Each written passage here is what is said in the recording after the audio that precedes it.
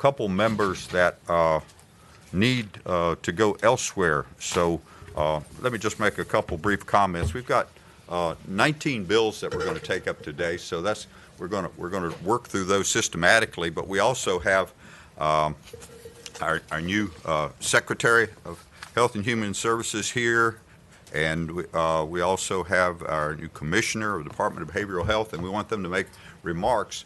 But we've got two senators here that have other places to be, so I'm going to go ahead and hear what they have to say quickly, and then we'll take the bills up after, when we have a quorum.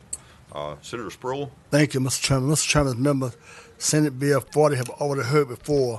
It's just an amendment. There's an amendment to the bill. What it does is currently assisted living facilities are not afforded the same eviction protection that those in the nursing home have.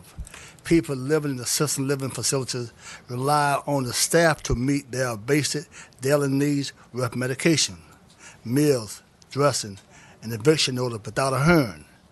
This bill will ensure them a discharge hearing process that ensures that facilities only discharge with a reliable reason. This bill, Mr. Chairman, had no problem. Everybody likes it, but some of the other stakeholders had a small problem, and they asked that if we would amend it. Okay. So, Mr. Chairman, we have that amendment? Yes, sir. Go ahead. You have a quorum, Mr. Chairman. Right, I see that. Okay. Is it a technical amendment? Yes, sir, Mr. Chair. So the substitute is posted on LIS. Many of the details are administrative, like Senator Spruill described, so I won't belabor them, but certainly happy to answer any questions. They clarify the rights of appeal, which needs to be included in the discharge notice, what occurs during an emergency discharge, and then under the list of situations for involuntary discharge, it adds a fifth clause in that list of four, which is when the resident develops a condition or care need that is prohibited in board regulations. Okay. Is there a motion that we adopt that amendment? We do have a quorum now. Is there a second? Second. Good. Any further discussion? Hearing none, all those in favor, it'll be a substitute? Yes, sir. Of the substitute will signify by saying aye. Aye. Any opposed? All right, and I would remind the audience that the bills we're be taking up today have already been heard by another committee, so we will, we'll be focusing primarily on funding issues rather than policy issues, but we will hear limited testimony in some instances. Well, on this side, my side, Mr. Chairman, that it's all our side that was completely, it was the other side that had some question, and that amendment fixes what they want. Right. So unless they're going to talk it all over again. I think Senator Howell and I like this bill. It's got a very good purpose. Okay. It does have about $700,000 fiscal impact the first year, a much smaller amount the second year. Is there a motion to recommend reporting? So moved. Second. Motion properly supported to recommend reporting this good bill. All those in favor signify by saying aye. Aye. Any opposed? Thank you, Senator Spruill. You did an excellent job. Senator Stanley, your bill is another one that we like. We don't need to hear much about it, but you can. Oh, that's so disappointing. I know you you can love tell it when us. I do it. This is telemedicine services, Senate Bill 663. Yes, Mr. Chairman, members Nothing of the about committee. Bill Stanley. Fiscal impact is very minimal. Yes, minimal impact, and quite frankly, what this allows is for the direction of payment for medical assistance services on site, and that includes it's telemedicine, teleparamedicine, when there's a synchronous agreement and action between telemedicine provider, healthcare provider, and the on-site. The on-site would include at the person's home. A lot of times we have ambulances that go there. And the only way they get paid for the service they render, they shouldn't be transported. They end up being transported because that's what gets them paid under Medicaid to the hospital, which jams up our hospitals, creates more expense. This tries to allow when there's the synchronous action between the telehealth healthcare provider and the paramedic, that we can do it there, because a lot of times they don't need to be transported and they shouldn't be. Right. Okay. Senator Stanley, you've been a big supporter of telehealth, particularly as it relates to services for training at New College in Martinsville. I have, Mr. Chairman. Thank you for remembering that. So, yeah. So what's the pleasure of the committee? Recommend reporting. Second. Motion properly supported to recommend reporting the bill. That is Senate Bill 663.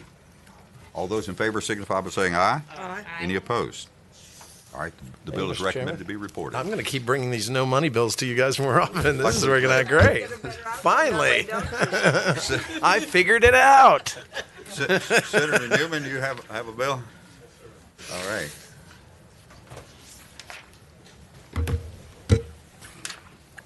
Chairman, it's Senate Bill 593.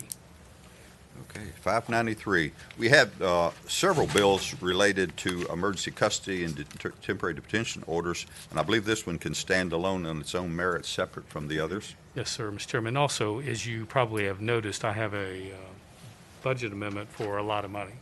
But I don't think you need to have any money. It's just a matter of whether or not the policy, Right. and we're going to make these officers available. And I think that's probably what's before you, sir. I think that is correct.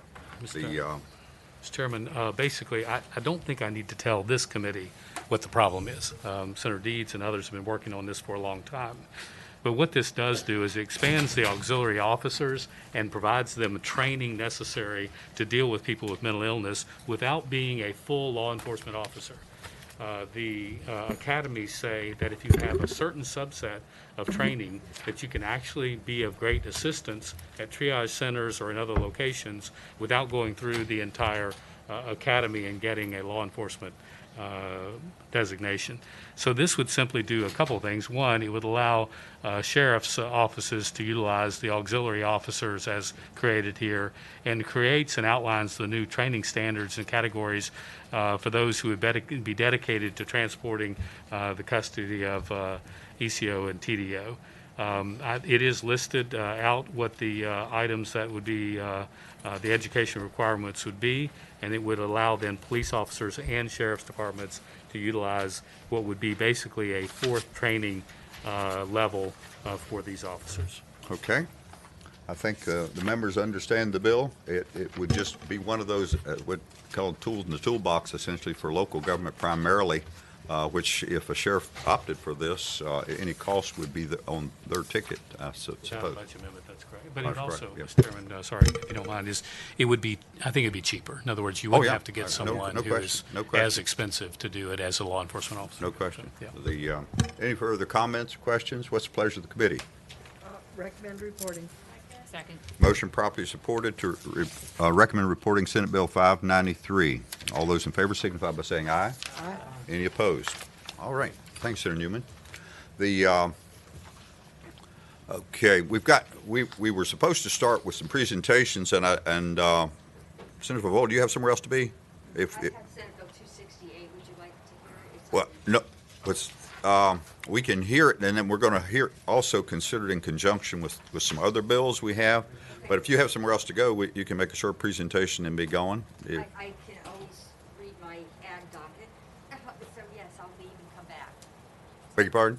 I'll come leave and back. come back. Oh, okay, that'd be great. That'd be great. I'll give you 45 minutes, or just text me or call me. Okay. Thank you. Thank you. Enjoy. Senator Peterson, you have two bills I that, got two bills. Do you want me to come back or? if you have somewhere else to be, that might be a good thing, because yours are a little bit complicated. Well, when I mean complicated, we won't be able to routinely report them. We're going to talk about them a little bit, I expect. But that's just my thought on that. If you want to go. You know what? I'll do whatever y'all want. We'll get a drink somewhere. Are y'all time constricted? You're not. Okay. Well, y'all would be interested in this conversation anyway, so go ahead, let's take them up. I'll take the first one, is Senate Bill 46, which is a bill we passed out of the Senate last year. I think I'll go to 3072. And it has to do with standing in quarantine cases. And I will say that the code on quarantines was probably the least reviewed section of the code up until about 2 years ago, under 32.1. And it had to do with when you place somebody in a quarantine, it was a local Department of Health, and there had to be all sorts of metrics, such as least restrictive means and things of that nature. There was a circuit court order that had to be entered, and you had to go back, and the person that was subject to the quarantine had a right of appeal if they felt like the circumstances were unfair. And that was a fairly boring part of the code. And then, of course, we had a quarantine that was utilized statewide. It was put into the emergency order. And the question then became, well, what if you had a business that was closed down for the quarantine? Did you have standing to get into court? And I've represented clients that went to court, and certain courts ruled that we didn't have standing. notwithstanding the fact that they had a business that was closed down. And standing is basically a right to be in court. So I brought this bill last year. Like I said, it went through our body and then washed up in the House on a 3-3 vote in the subcommittee. I brought it back this year, and really the gist of it is in lines 82 through 86, that on certain emergency orders, that you have the right to appeal those orders as if you were subject to the quarantine, even if you weren't specifically stated, but if you were directly impacted, say you owned a business or you were shut inside your house and you had somewhere to be. So that's essentially the nuts and bolts of the bill. This bill had a very close vote in Health Committee of 15 to nothing. I'm not aware of a fiscal impact. I would say if there was a fiscal impact, if my clients could reopen their businesses, the state would have more tax revenue, so I'm glad to add that to the plus side. Okay. Other than that, I'm not quite sure. Okay. Mr. Chairman, Senator Evans. it did say it could lead to increased litigation, but in light of the fact that it passed 15 to nothing out of health, and then we passed it last year, I would move that we report it. Second. Okay. I was going to suggest that, when you referred to standing, that would be the issue, and we have three lawyers on the group here that would be more informed about that than I. So, there was a motion? Mr. Chair, any other person who's affected is different from any person who's subject to an order, which is, I think, what standing is now. Is that correct, Senator Peterson? Right, and the idea is typically it's someone their name is in the order. But see, my client, if your name's not actually in the order, so it'd be somebody that was impacted. Let's say, for example, you shut down every business in the county, and so you own one of those businesses, but you're not the subject of the order. Well, if it's any person that's, Mr. Chair, Yep. if it's any person who's affected by the order, would it be a customer of one of those businesses who can't go there anymore? Well, I mean, that's a judgment call that a court's gonna have to make, but typically it's, it would have, somebody, for example, would have to have an economic interest to do it. It's not like anyone's gonna hire an attorney and go into court unless they have an actual injury. And there's a long litigation, and unfortunately, I've been on the losing end of a lot of it, about suffering an actual injury as a basis to get into court. There's a case called Friends of the Rappahannock, which I'm in the process of litigating right now, and this is not affecting that. This just says that you would have the ability to get into court. That's all it says. Mr. Chair, I'm just uncomfortable with this language, any other person. I think that's just way too broad. If you're talking about any business, I have no problem with that. But the problem I've got is that any other person could relate to any customer. I'm concerned that this bill went to health, education and health instead of courts. You could send the Civil Sub-Justice Committee. I mean, to be honest, I almost feel like you could strike that language, because at the end of the day, I care less about that language than the fact you have a remedy under the emergency order statute. That's what's more important. So if you want to strike that language. Senator Evans, you want to withdraw your motion to report it? withdraw. Okay. If you want to look at a possible So you would amendment. in other words, everything would be the same in 32.1, and then we just pick up lines 82 through 86. To be honest, I think that the language is surplusage, because it says is subject to an order of quarantine. Well, if you shut down a whole county, then theoretically all the members, residents of that county. So that's fine. I don't care about that. Okay, so you want to offer that amendment, Senator Deeds? Okay, I'll make that amendment to strike the new language in I'll second that. Okay. So you got that? Okay. the first paragraph. Okay. All right, I think council has that amendment to note for us. All those in favor then of that amendment signify by saying aye. Aye. Any opposed? All right. Now what's the pleasure of the committee? That's the sum of it. I would move recommending to report. Motion properly supported by two attorneys to recommend reporting this. All those in favor signify by saying aye. Aye. Any opposed? All right. Thanks, Senator Peterson. Okay, that was fun. Now we're going to get to even more fun. Right. And my preliminary comment wasn't to prejudice against your bills. It was just sometimes it seems that maybe bills are kicked to us with a solid vote because it was a hot potato and they just wanted to get rid of it. You think? Like this one, you mean? I used to have a complaint about the Senate. You don't want to go I there. don't want to go there, 'cause I may tend to implicate myself tomorrow. So, all right, Senate Bill 205 is basically the CON bill, and this does not repeal CON. That was the other bill.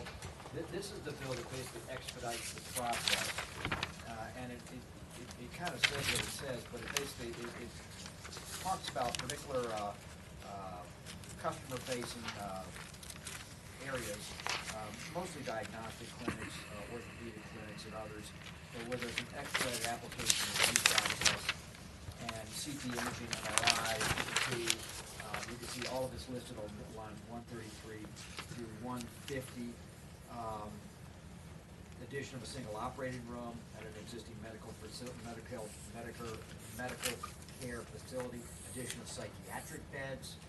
All of these things would be subject to expedited review. And you know, I'm always cautious about stating the obvious, but we've had an issue over the past 2 years of people getting access to elective procedures. Right. Needless to say. We have restricted those elective procedures. Now, I know the hospitals are going to say those are the profitable procedures. I understand that. And I understand that different parts of the state, hospitals are in different economic situations.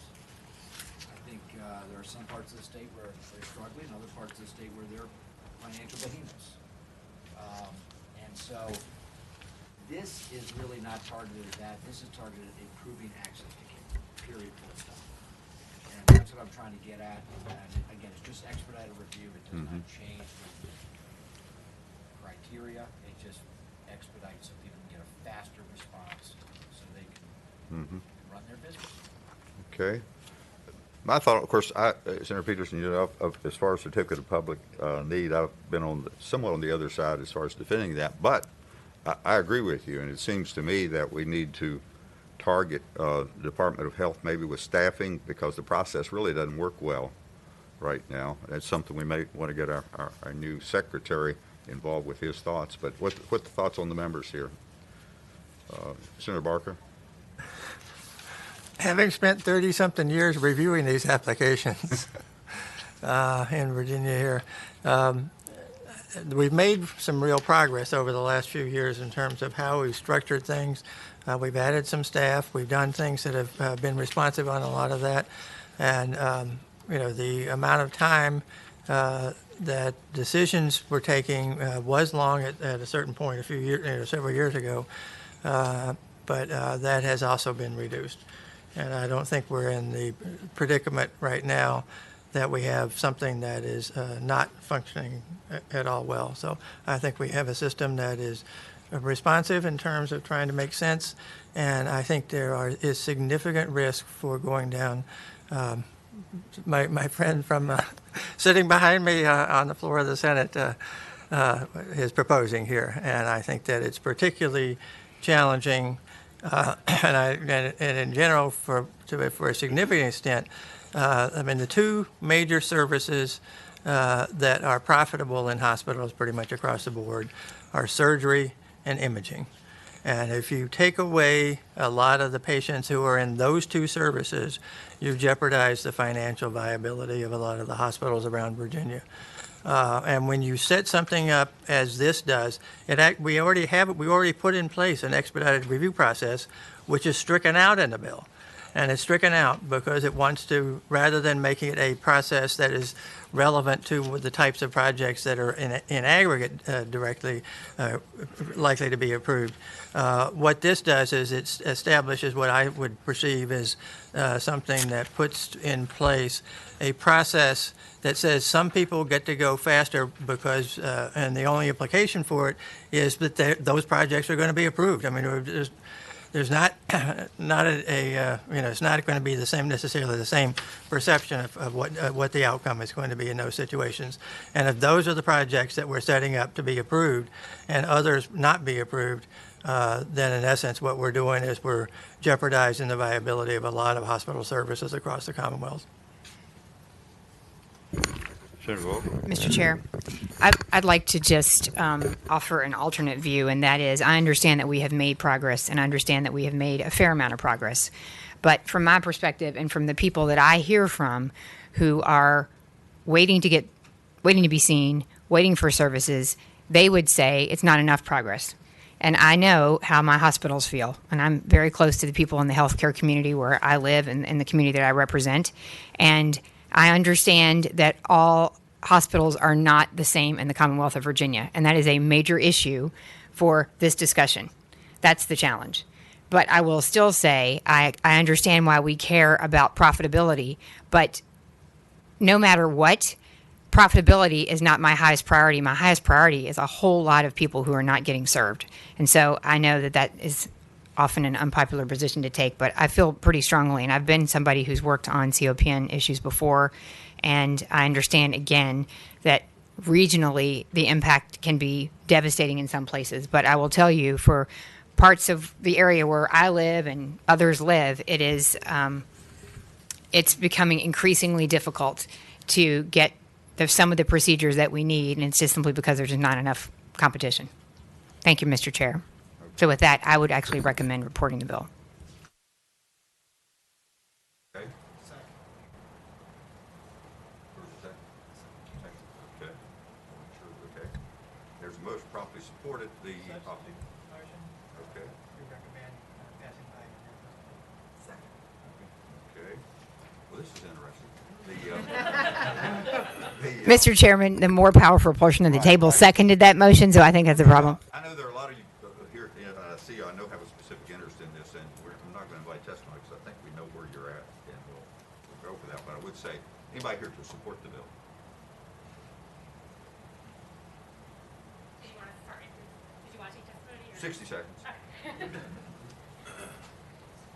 Good afternoon, Mr. Chair. Lauren Schmidt on behalf of the Virginia Orthopedic Society. We do support the bill, and I think we agree with a lot of the comments from Senator Vogel.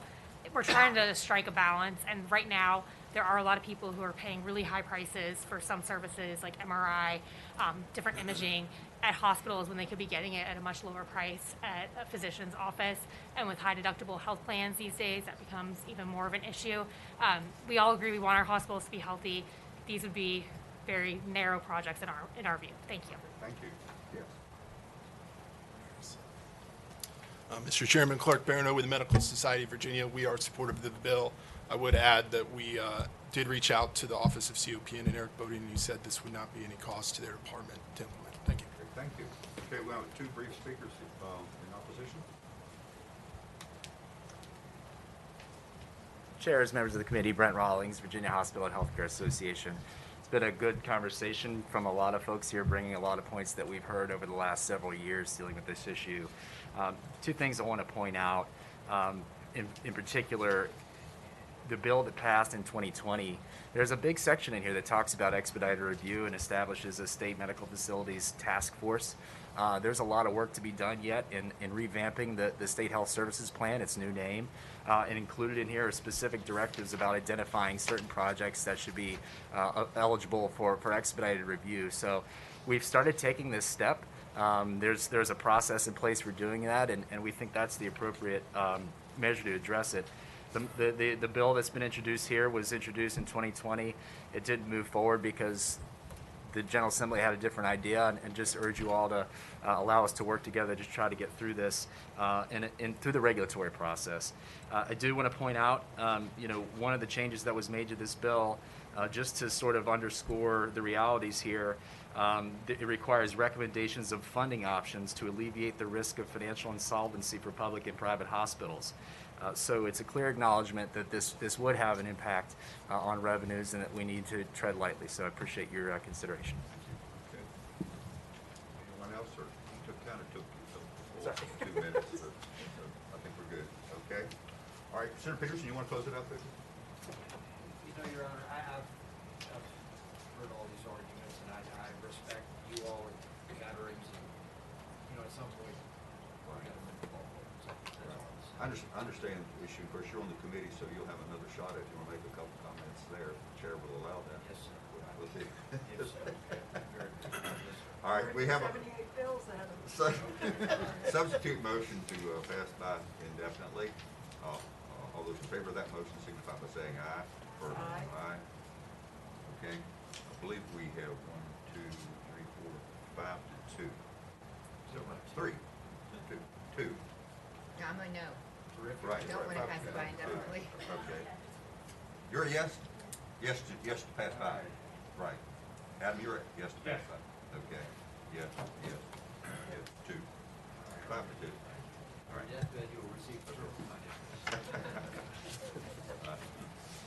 Senator McPike, is yours short, Bill? I don't want to hold up our speakers too much, but if you come ahead, I think we can deal with yours quickly. Short bill. Right. As I step up, completely lying to you, Mr. Chairman. Are you? Somewhat, but this is the guardianship bill. I mean, I think some of you are probably familiar Oh, that's okay. from the JLARC report and work over the last year. So the report has been out there. It seeks to address a number of different issues that the JLARC team identified. 514. Yes, I'm sorry, Senate Bill 514. Dealing with the scope and expanse.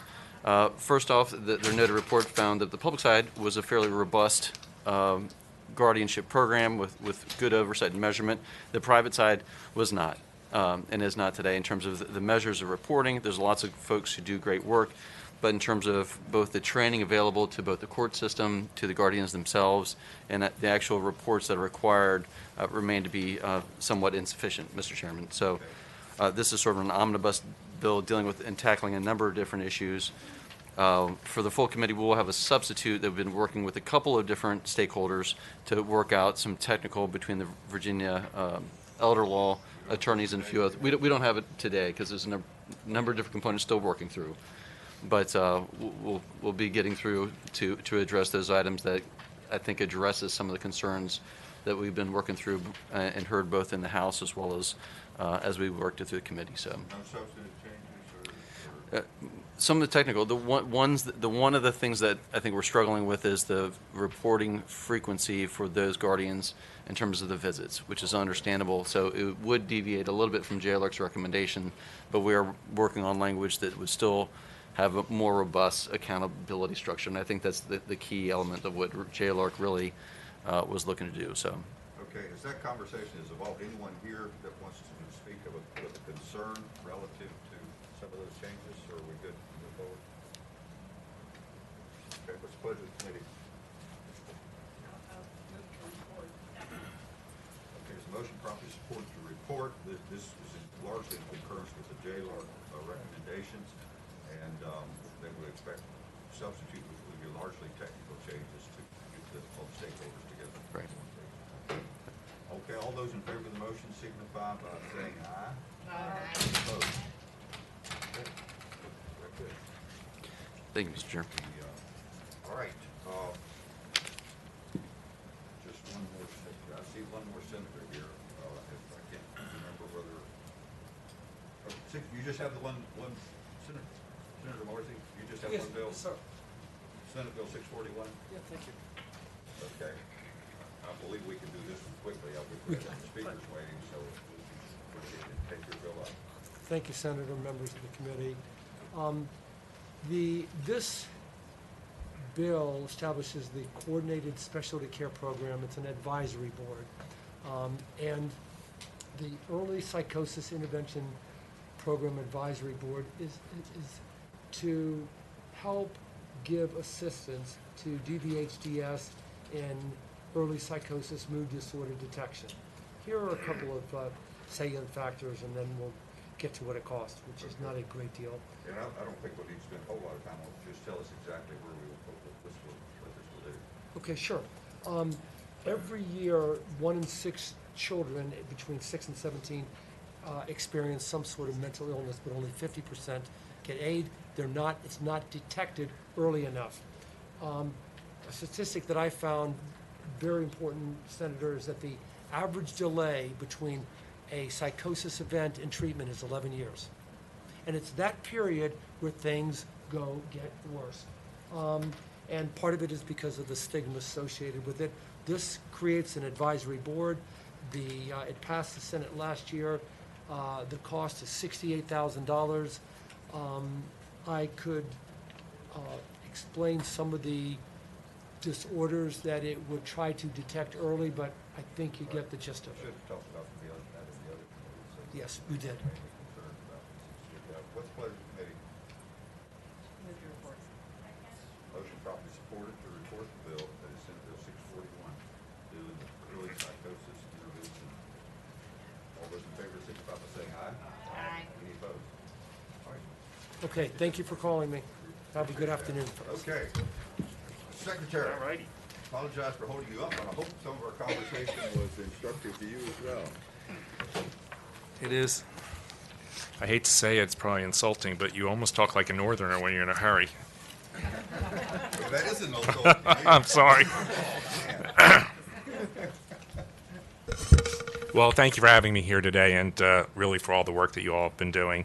I know you have a lot on the agenda, so I'll be pretty brief. I've been involved in. You take your time. All right. I've been involved in healthcare policy and operations for about 30 years in both the public and private sectors, mostly in the Medicaid, behavioral health, and long-term service and supports area. I didn't imagine I'd be back in state government, but I'm really pleased that the governor tapped me to do this job right now.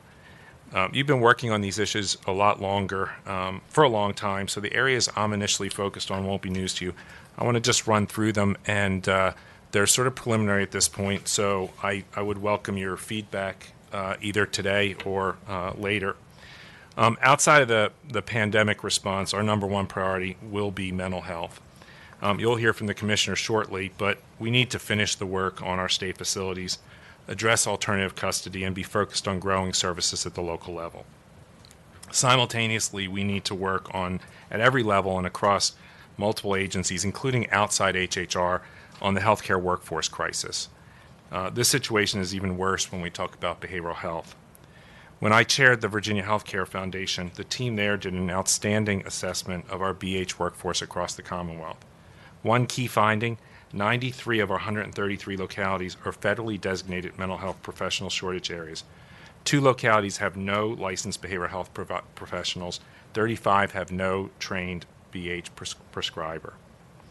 That's something that we have to address. It's a long-term issue. I know you all have been working on it, but really, I mean, since I've been here, I've heard that repeatedly, every place we go, talking about workforce. And I really think every issue that I raise goes back to workforce, and I think we can have a conversation about things that we can do. I know you have a number of things in the budget that will address that, but I think it really is a process issue and of organizing.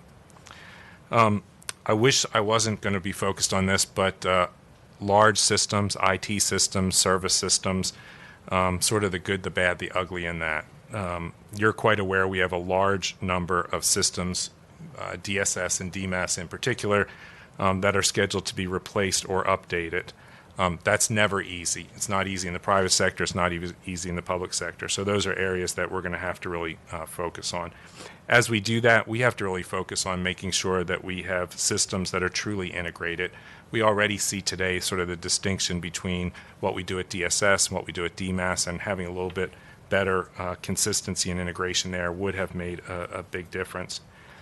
Not so much a system issue, but it really is a system issue. We have to address the unwinding of COVID-eligible Medicaid members and do it in a way that is both efficient but also fair and compassionate to the members involved in that.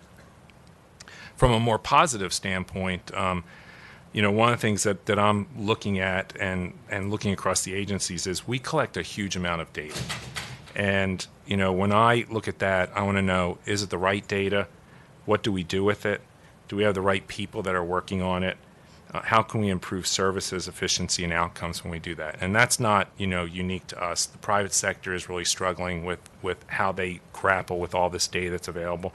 We certainly have examples where in healthcare we've done predictive modeling for many years. There are other things we forecast. But today, for a variety of reasons, we just have access to so much data, and thinking about that and thinking about how we use that and use it well, I think is going to be really important. Next, while COVID pushed it off the headlines, we still have an opioid epidemic, and that, you know, really does struggle. A number of people in our communities really struggle. So we really need to sort of redouble our efforts there. And then lastly, I've been thinking about health outcomes, and I've talked to a number of you about that. In too many categories, Virginia is in the second quintile rather than the first.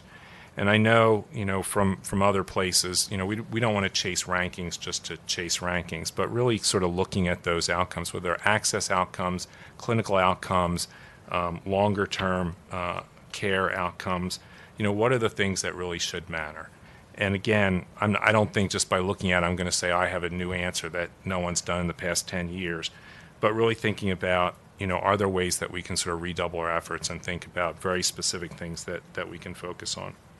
When I look at those and talking to a number of people in the General Assembly and elsewhere, I think it's especially true in the rural communities. Those are places where those outcomes, those measurements are much lower than they need to be. You know, whether you look at the outcomes related to COVID or longer term things, comorbidities and other things, there's just too much disparity there. So we're going to review all of the services that we provide in HHR to ensure that they're truly equitable and that they're driving positive outcomes. So those are kind of right now my high level issues that I'm focused on. So clearly every day I'm meeting with the agencies and finding out a whole bunch of other things that I need to be working on or worry about. So it probably, if you invite me back next week, I'm sure I'll have a completely different perspective. But I'd love feedback either or today or in your offices as we go through that. But as I do that for each of those things, I am looking at, you know, what has been our traditional baseline? How do we measure success in this? And then thinking about what are the key metrics sort of for today's environment that we should be looking at, and really being in a place where we can measure how successful the outcomes are of the initiatives that we put in place. So thanks for the time. I know that I used my northern voice, so I can get through it pretty quickly. And I would say that it's because of the mask. I can't use Okay.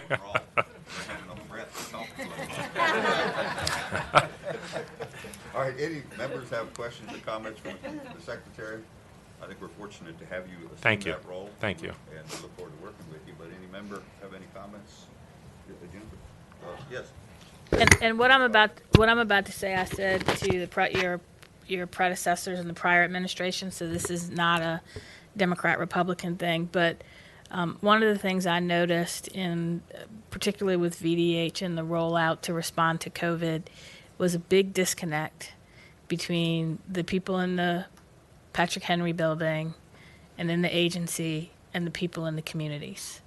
And I saw that a lot in the communities that I represent, particularly in the Richmond area. And so as you are wrapping your arms around your agencies, I really want you to think about how you can address that. I mean, we saw it, whether it was mistakes in translating services that got incorrect information to people, to really struggling to get vaccination clinics or testing sites in certain communities that did not have really good access to transportation.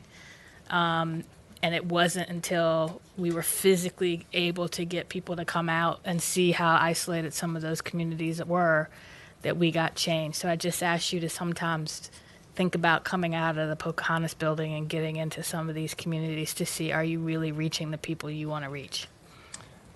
Is it okay if I respond? I think that's totally accurate. And when you, and all well-intentioned, right, not judging anybody's motives or perspectives. Last week, it's hard to remember, each of these weeks seems like a month, so I'm sure you've lived that for a long time. Last week, the governor and I traveled to Southwest and went to Johnson Memorial Hospital, and then afterwards had a conversation with people in the community about COVID messaging and how we can encourage more vaccinations. And it was really interesting just to go through word choice and hear words that seem totally easy when you're reading a report from the health department, and how people responded to it. And I know, we have that all throughout. And so I think the big takeaway is, so I've been reading the interim reports from VDH and the Virginia Hospital Association as far as the pandemic rollout. And I think there's a lot of takeaways just for our regular operations. But I do look forward to having a really in-depth review in a very nonpartisan way about all the things we did well and all things that we didn't do as well, and then all things we learn each year scientifically and others that are good, bad, and indifferent. But I do think that's really important for us, so thank you. Any others? Yes, Senator Howe. In the last several years, there have been really major initiatives in your secretariat. And I have been, and I said to here a week or so ago, amazed at how successfully they've been implemented, because I've been here 30 years and I've seen a lot of system changes just blow up. Yep.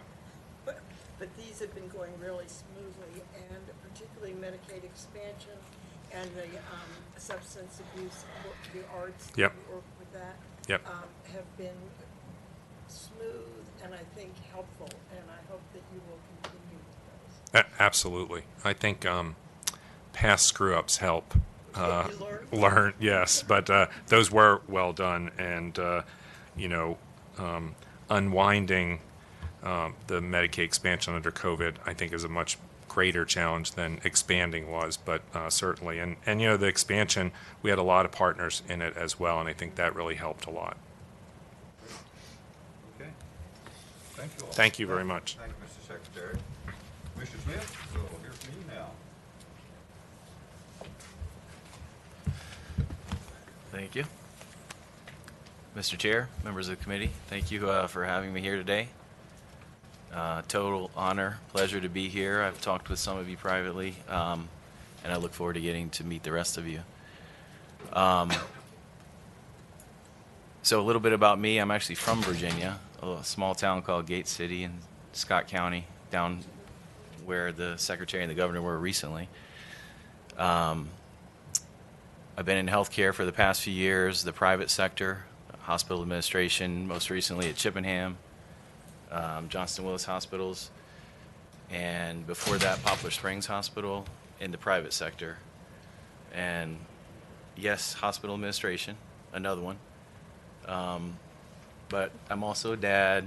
I'm also a terrible golfer, and I have terrible golf jokes, and dad jokes to go along with that. But now, more importantly, my previous background before hospital administration was fundamentally leadership. I've spent my entire career in the U.S. Army as a special forces operator, traveling abroad, working with multi-agencies, multi-governments, working with some of the finest human beings I've ever worked with. And the reason why I always like to make that point is for no other reason than leadership and learning what humans are capable of when they're given the right training, equipment, and preparation has been vital to me and my successes, especially in the transition. As you can imagine, to go from operating in those environments to running hospitals, it seems vastly different. But again, I always fell back to some of the things that I learned as a leader. And so what we're bringing into this new administration, or at least into the agency, is going to be empowering people, believing in people, listening to people. And that goes to our first priority, which is going to be our workforce, as the Secretary mentioned. So we all hear the word crisis. We hear that it's an emergency situation. It absolutely is, and it has been. So I'm going to start with that, figuring out what our onboarding, training, and our pipeline looks like, our employee engagement. This is throughout the entire agency, and what we're doing to retain these really, really good people that wake up every single morning in this system that we call broken. What are we going to do to retain and keep them and make it a good place, not a happy place, but a good place for them to be? And that means I'm going to have to get out and listen to what they're saying. I've already been out to Western State Hospital, Commonwealth Center. Last week during the snowstorm, they thought I wasn't going to make it. I said I was going to be there. But all the CSBs, I want to make sure that all the people in the communities understand that we're listening to what they're saying, and they have a lot of great ideas and a lot of input, so we want to be there to listen to them. So our workforce applies to everyone, not just the state hospital, by the way. What are we doing to engage across the spectrum? The second thing that we're going to work on is going to be our,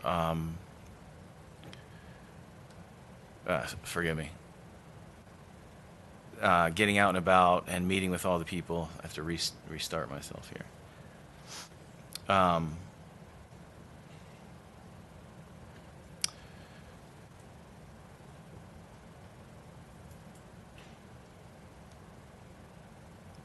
And I'm getting old. It happens, right? Community-based services. I already led into that, getting out to the CSBs. I apologize. So one of the things we talked about, or I know that has been in action for some time, are the CTACs and our crisis services, things of that nature. But we want to really, really focus on not simultaneously to taking care of the crisis in the hospitals, but also pushing it to prevention and intervention. So that means developing robust services at the point in the community when these patients have these crisis events. We want to be able to keep them in their communities. Excuse me, in the least restrictive settings. And I do look forward to getting out and seeing what those ideas are, how some of these rollouts have been. So I know there's a lot of initiatives, a lot of ideas. We all have these ideas on how we're going to get there. Is getting everybody on the same sheet of music to get there. And so engaging the VHHA, Virginia Association of Community Service Boards, all the different providers that are involved. So the end-to-end services, I view it as every single one of these people are part of the human being that we take care of. So we have to flatten the communication and break down those silos too. And so I've been meeting with every single one of these organizations to try to make those connections. So outside of that, I just look forward to learning from everyone, listening and working with you all in the future. So, yeah. Sorry, my brain went dead. Well, we appreciate your willingness to assume the role, and obviously, I think everyone on this, well, I know everyone on this subcommittee has been very much engaged in your area. There's going to be a lot of focus on your shop Sure. during this session. Any member Sure. want to make a specific point? We have there's a lot going on. My personal opinion is it's been resource limited, and obviously COVID interfered with our ability to stay on track with where we're headed. So it's a matter of coordination, I guess, now. Right. We've got a clear direction that's been charted in terms of building community-based services.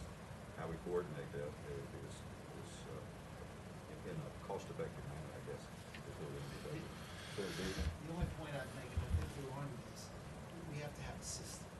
And that includes the hospitals and the community service boards. Right. We've got to focus, if we focus on the community service boards, we focus on keeping people out of crisis, we keep them out of the hospital.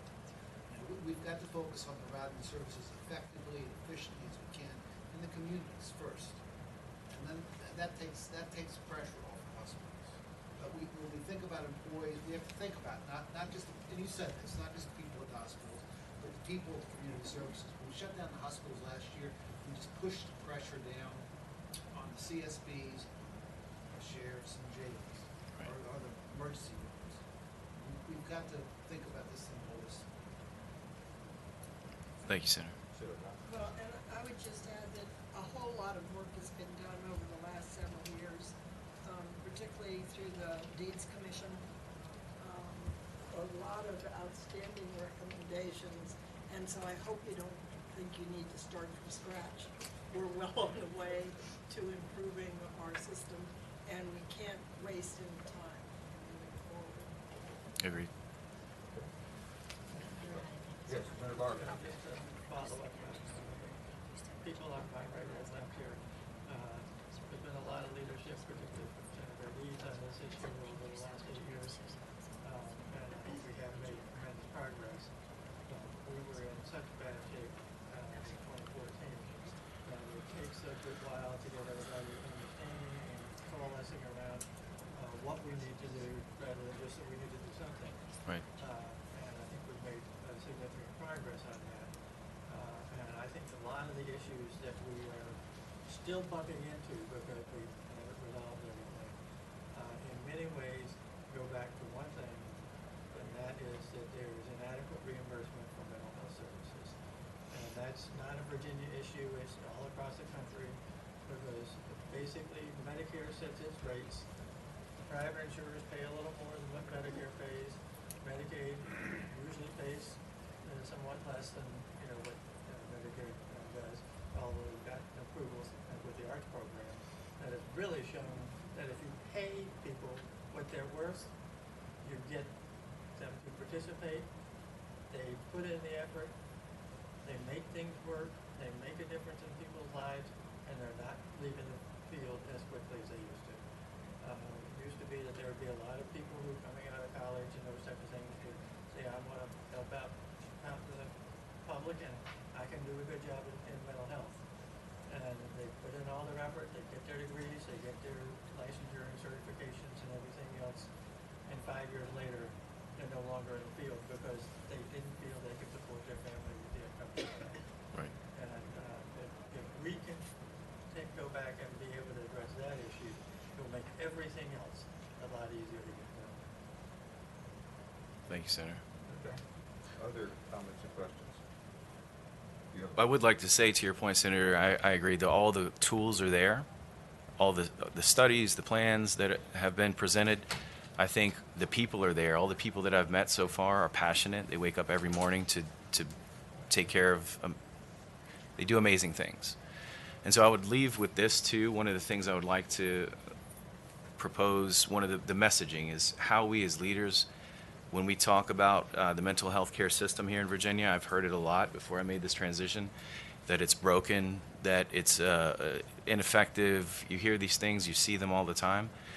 So what I'm asking our team to do is to consider how we, and understand we have a lot of opportunities, but I imagine being the person that wakes up in the morning and goes in to take care of the people, that they get up and they get in their car and they go to these hospitals to help. And they hear it frequently about it's a broken, it doesn't work, all these things. And I imagine myself that may not feel so good. So how can we as leaders express to them that they are amazing, that they're not broken, the people that do all these things, and change people's lives on a day-to-day basis. I think that I want to start with that as well, is change the messaging on what we're saying. So. Glad you mentioned that, because that's something that I certainly agree with. Because the truth of the matter is, the system is stressed because of the additional need for services are out there. We live in a very stressful world, and there's so many more people that are falling victim to these stressors. And when you add on to that, what we have been unsuccessful with is dealing with substance abuse. And so when you overlay substance abuse on top of mental health issues, then you've got some real problems. And we've been trying to deal with that, but we haven't. But going back all the way to the Olmstead decision, we thought there was political pressure not to close institutions. We ended up successfully downsizing our training centers from thousands of beds to 75 beds. But then we haven't had the resources to commit fully to keep sustaining that in the community-based services. So we're on the right trajectory, just don't have enough gas. So maybe we can get there. You're going to help us. That's Thank right. you. I got plenty of gas. All right, good. Thanks for being there. All right, thank you very much for being here, Nelson, Commissioner Smith. Appreciate it. And Secretary, we'll appreciate that. Senator Donovan? Thank you, Mr. Chairman. I am going to start, if I may, with Senate Bill 429. And this is, I'm going to take a couple of minutes to talk about it because we were grease lightning through education and health because of where we were on time schedule. This is a bill that you have seen before in a slightly different form. It is an app that would be bimodal, targeted really towards our teenage population, but available to anybody. We have comparing February to March of 2021 to the year before, we have a 3.7% increase of suspected suicide attempts as ED visits. Of those, for girls 12 to 17, their increase between 2019 and 2021 was 50.6%, staggering. We've got 31% increase in mental health visits, and so we really have a need for access out in the community, and kids don't communicate at a 988 phone number. And having an app where they can access what we've already built in Virginia, and this was the obstacle to the bill that you passed and supported a couple of years ago, was that we were getting 988 in place, and that goes into play July 31st. But that would give them access to a site that would maybe describe what the warning signs are of a somebody who was thinking about suicide, or maybe what resources they had, and get them to that private line where they could get counseling and support. And I believe we do have amendments for this bill that actually speak to that privacy and ensuring privacy that Connor, I don't know if you have it for them, but I have a copy of it here.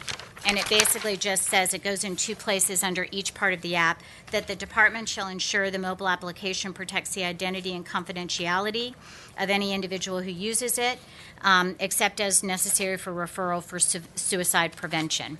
But this basically interlinks all of the different systems we have in place. The second half of the app is the one that really has more of a fiscal impact for you, and that speaks to having a safety app for teenagers, and especially in schools. In my district, just this past week, guns were brought to school. We had the shooting of a 13-year-old very close to school property after somebody had been on the property and was very suspicious, and people noted but did not know what to do. In Parkland, which is the original genesis of this bill, in the Parkland shooting, there were 31 complaints to law enforcement, but it was to all different levels, and there was no place where that information was put together and analyzed to assess the severity of the risk.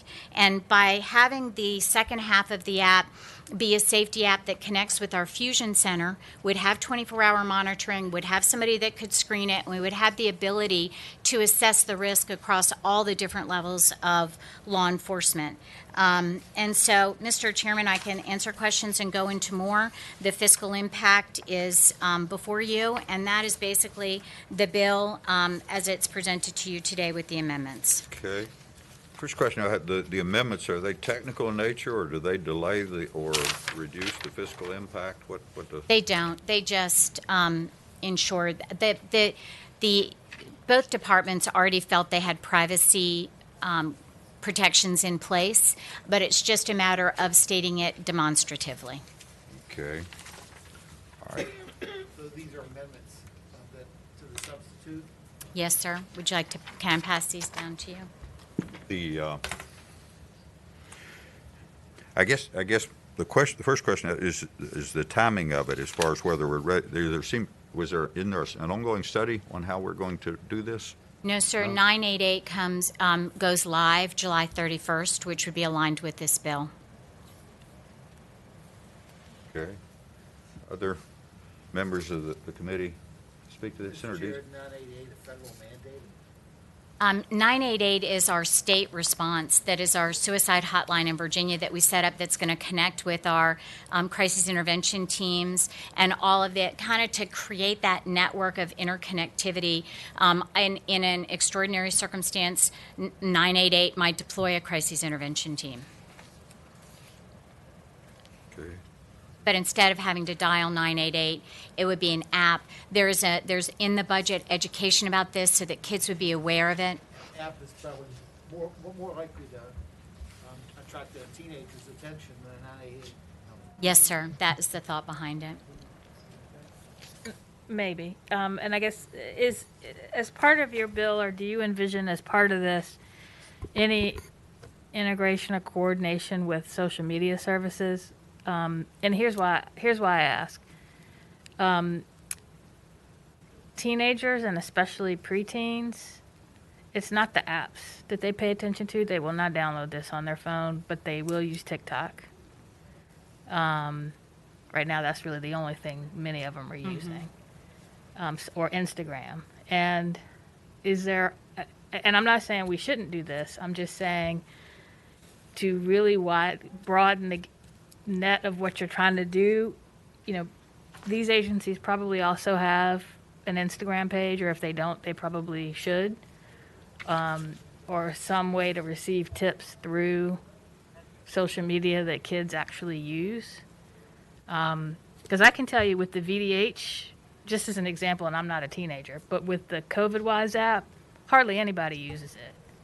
And teenagers, even you can advertise to them and talk to them as much as you want, but if they have one of these, they're not going to download that app on here. Their parents might, but they may not be talking to their parents. So I think if you might want to just add some sort of coordination with social media apps that teens are actually already using, to also provide a way for them to provide tips or reach a hotline through that as well.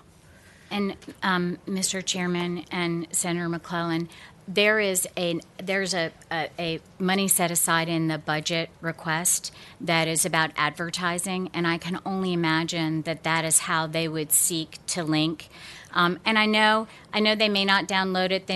I know that an app like this was used in Utah to prevent a shooting, and it was kind of an ideal situation where two kids were walking home from school, and one said to the other, "I'm done with those bullies at school. I know where my dad keeps his guns, and I'm going to do something about it." And the kid notified through the app literally that evening. The next morning, there were plainclothes police waiting at the school. They got the kid before he went in, got him help, and he had guns in his backpack. And so it's modeled on that.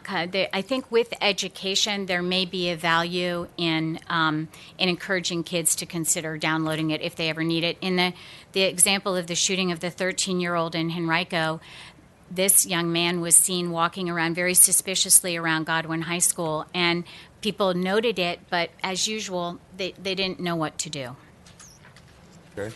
Mr. Chair, Senator Vogel. if I could, an app may be imperfect, and I to speak to what Senator McClellan has mentioned, I agree, and I hope that there will be some effort to move in the direction of somehow linking it with social media. But I can just say for sure, anything that we do better than a phone number is better. Because you think about how kids engage right now. My son won't call me, so imagine, he'll do anything on a phone to engage with me, as long as it doesn't involve dialing a phone number. And so imagine in crisis how it is that young people engage and how much easier it is with some degree of anonymity to do something through an app and communicate that way. And I think in large part we are failing teenagers because they do not have any access that is sort of reflexively comfortable to them. And, Senator Donovan and I have just had this conversation recently in, my own confusion about how do you engage and how does this all work. Nobody really knows that. And a phone number is not the most, I don't think, contemporary, nor is it the kind of mechanism that's going to move us forward. And so I would certainly make the motion that we recommend reporting of the bill. Did the state police testify or in education and health, or is anyone here from the state police today? They have not, Mr. Chairman, but they gave me the language for that portion of the bill so that we had it aligned with how they would implement the process. I had spoken with them 2 or 3 years ago when we looked at this before and then revisited now. So the language in the bill is an earlier amendment to accommodate exactly how they would need to implement that on their side, as is the FISC. There is some fiscal impact here we've noted. I don't know what Mr. Chair, I like the bill and I like Senator Vogel's amendment, but I'd like to do two things. I'd like to, number one, think about language, because what Senator McCollum's point is valid. I think there might be other ways to attract kids. I'd like to figure out whether we can attach some language to it that would require somebody to look at ways to tie this into, find ways to be more likely to attract kids, number one. Number two, we not want to put calls on it just in the event that the fiscal impact is something we're not going to be able to figure out. Mr. Chair. Go ahead. I have some suggested language. And it may be included in digital, but I want to make it clear because if it's not explicit, it might not be thought of. But on line 19, after digital, say digital, well, I guess line 20 after program, say, and social media platforms. Mr. Chairman, and Senator McClellan, have you seen lines 33? It may be more appropriate down there where it talks about advertising and promoting and marketing. My line 33 is an enactment clause, so I'm not about to be looking at the substitute. Okay.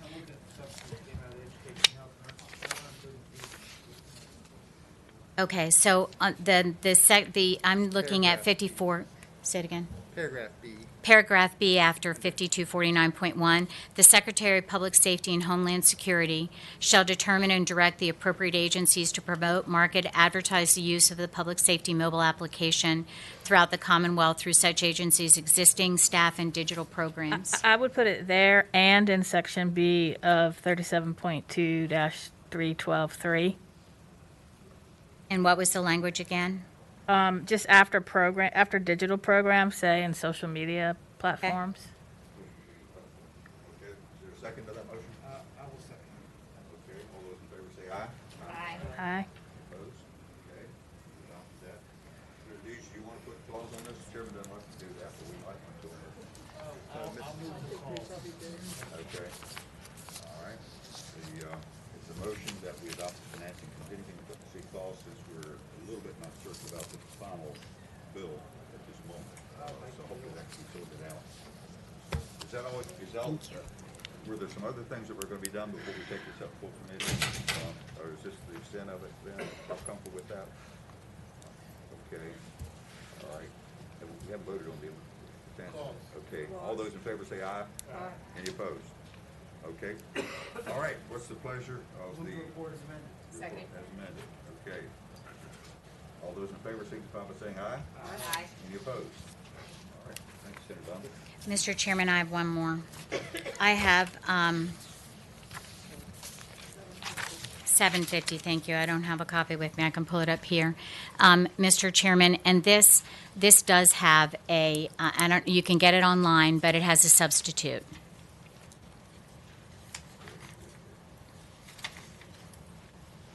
Mr. Chairman, this is a bill that is looking to address the adaptability and innovation in our state mental health hospitals.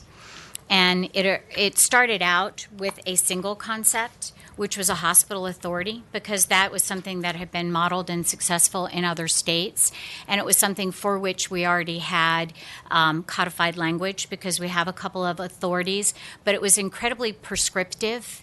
And really, the bill as it exists now, and if you can't see it, I'm happy, I can read it or share it with you. But essentially what it does is it gives the secretary the opportunity to look at designing a way that we could better interconnect our hospitals, our state hospitals, and the bed of last resort with the private sector and our continuity of mental health services in the community.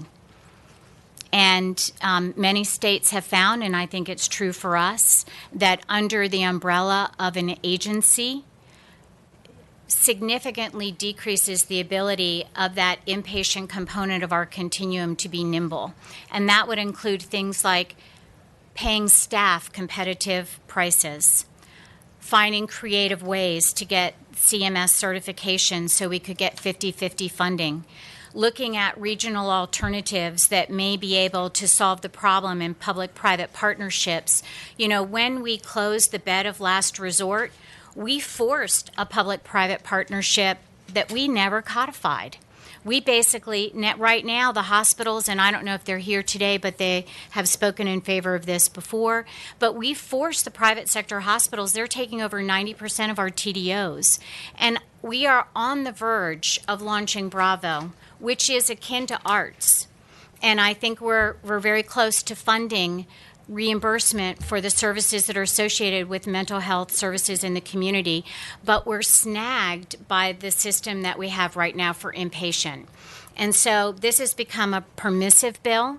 The one thing that's not on here is the enactment clause that talks about reporting back here to the committee. But it gives us the opportunity here. We have, as you know, the Department of Justice.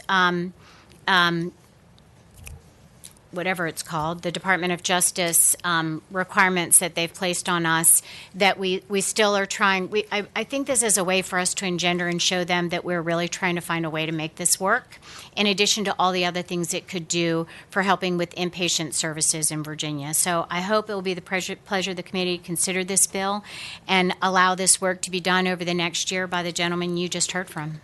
Okay. Senator Dunn, you referred to substitute. Do you have an additional substitute or the one that came out of education? It is an additional substitute, and the reason that I changed it. Gave authority to implement the plan. It does, and it does still say shall develop and implement, and that's a negotiable. It can be may develop and implement, but the point, what I changed here is that it made it more clear what the definition was. All right. Or perhaps develop and leave silent implement. My concern, Mr. Chairman, is this is precipitous. This is a major change in how things are organized. And I'd like the new administration to have the option to look at it and come with suggestions. One of the things, go ahead. Well, and that we could consider whatever it is next year when we're here. Well, I worry, Mr. Chairman and Senator, how I don't disagree. I know that there's a moderate amount of trust here. I don't think it's precipitous. I think we've been struggling for a while. It is definitely a change. I think we've been struggling for a while with our inpatient issues, and I worry that if we put it off a year and they have no power for implementation, that how long are we going to go without anybody being able to be admitted, no bed of last resort, or some of the other issues that we have that are real challenge right now. But I do think it's imperative that the legislature have input into this, and that's not part of this. Well, and Senator Donovan, one of the things that we had discussed kind of aside here is the possibility of incorporating some language in the budget and actually carrying the bill over. Would you be agreeable to something well, I think like there that? is a budget amendment in, and I think that's fine. It's, I want to point out that I believe that the direction of the legislature is in the second paragraph language, where it specifically says, take into account the fact that Commonwealth states hospitals exist within an established behavioral health system and a framework of public and private inpatient, outpatient mental services. So I think all of the principles, but I did both because I didn't know how a bill would do. Right. And right. so but I think the most important thing is we have to be innovative. We cannot solve this problem with money alone. Right. But there's a lot of money we're not getting that could help us solve this problem by getting CMS certification and going 50-50. Right. And as far as I'm concerned, we have the constructs from the Deeds Commission, from what we're doing with Bravo, from what we've done before about what we want to be able to have in our continuum of inpatient and outpatient services. And I'm anxious to have a couple of dominoes fall so that we're not leaving everybody hanging another 12 months. Right. I think, and Senator Deeds, I know you've had some thoughts on this. I would be more comfortable, I believe, in us doing budget language and carrying the bill over, perhaps. You referred like to the training center, where we still have federal oversight. We've been successful in closing facilities, as I alluded to earlier, but we still haven't severed the oversight with the federal courts because we really haven't been able to put adequate resource into the community-based services. And in our rush to do it, we sometimes haven't gotten the efficiencies, the cost that we would have hoped, the cost reductions that we would have hoped for going from an institution to community-based services. But the trajectory has been good. So money isn't the answer, but a big pot of money will really help, though. I think It would, and that would be 50-50 money. Right. Mr. Chair, I Senator agree Deeds. with you. I think, when we began down the path of implementing STEP Virginia, we were going down the right path. We were investing in community services. COVID basically turned our world upside down. I think we've got huge crisis right now in the hospitals, throughout the system, but we have to identify and solve the crisis. And this could be something down the road we look at, but it's not something I really want to look forward to right now. Were you comfortable with language that basically would say this, but also would evaluate our current system, not bias it toward a new system? I think your language biases it toward. It did, but it's not anymore. Not anymore does it bias. It's permissive in the language, but I don't see how you would build something new without looking at what you have, so I can't disagree with that. Right. Okay. Well, I'm comfortable with Okay. Is that a consensus then that we would recommend carrying the bill over, but we will work, and we'll work with you on getting the right language in the budget? Is that okay? That would be great. Okay. All right, all those in favor of that action as a recommendation signify by saying aye. Aye. Any opposed? Okay. Money is not necessarily the answer, but a big pot of money would help. And, right, and another way to say that is money's not the answer alone. There's definitely, I mean, we've got to innovate, and what we have is not working. It's not. Okay. The Senator Favola was here earlier, and then Senator Oh, I'm sorry. and then Senator Lucas has one. So thank you, Senator Donovan. Thank you very much, Mr. Chairman. Are you time constrained, Louise? Are you time, Barbara? Louise, are you time constrained? You need to. You're not. I'm not now. Go ahead. You're not now. Okay. Come ahead, Senator Favola, because I think. If you're going to hear other bills similar to mine is, of course, the transfer of custody. Right, and yours has an element in it that's good that we want to preserve, I know from going through these, so I think we want to kind of get Okay. a mix of all of them that came Okay. to us. You want to And we- marry this? What's that? Yes, if you want to marry some bills together and take the best of everything. Maybe, or we might just run different bills, I don't know. Okay. I think yours has, go ahead and present your Well, bill. the difference in my bill, from listening to the presentations that I've heard from others, is my bill actually directs a magistrate to prioritize looking at alternative transportation systems. But if the alternative transportation provider does not want to take the case, I mean, there are caveats. But the magistrate has to look first to the alternative transportation provider. If it doesn't work out, then the sheriff or a police officer would transport the individual. And then under my bill, which I think is similar to other bills, the whoever is transporting the patient, if you will, stays with the patient through the evaluation and until a TDO determination is made. So that's my bill in a nutshell. So if in other words, if the patient, if you don't mind me using the word patient, if the patient requires that somebody sit with them until an evaluation is done, or if a crisis receiving center is too busy, then this alternative transportation model, would be able to, this alternative transportation. Okay. All right, we've already taken care, Senate Bill 593, Senator Newman's, we went ahead and let it be a standalone because it was Okay. just creating greater flexibility for the sheriff to use auxiliary police that might Okay, well, return. that's a different, that's Right, a okay. nuance, right? And then Senator Deeds has a bill, is yours on the docket? Yeah, here it is, 682. And is yours, Senator Deeds, is yours compatible with Senator Favola's? Yours is, It's different. Okay. but it's not incompatible, it just does something different? Or what? Right. Okay. Maybe with all the bills together, we might create a system that is useful. And then, that's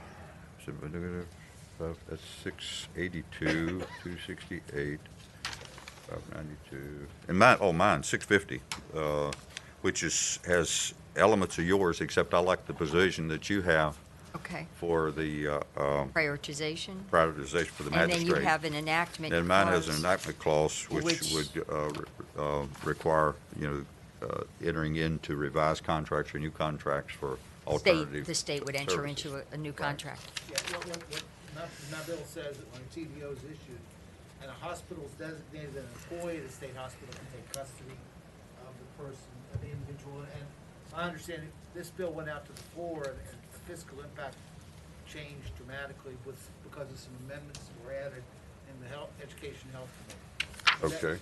Is that basically describe what happened? Okay. I'm not pulling that up quickly here. Here it is. 682. 682. And what was the projected cost? I don't know. For some reason I don't. Mr. Chairman, it doesn't have a projected cost. I think it's indeterminate because it all comes back to how often you would use the alternate transportation provider. So as you recall, the introduced budget has $3.5 million in the second year related to whatever they proposed a study in the first year to look at alternate custody options. So in theory, there's $3.5 million in the second year that could be used for whatever the General Assembly ultimately decides. So it's possible that you may have some cost in the first year, but my understanding is as of right now, it's indeterminate.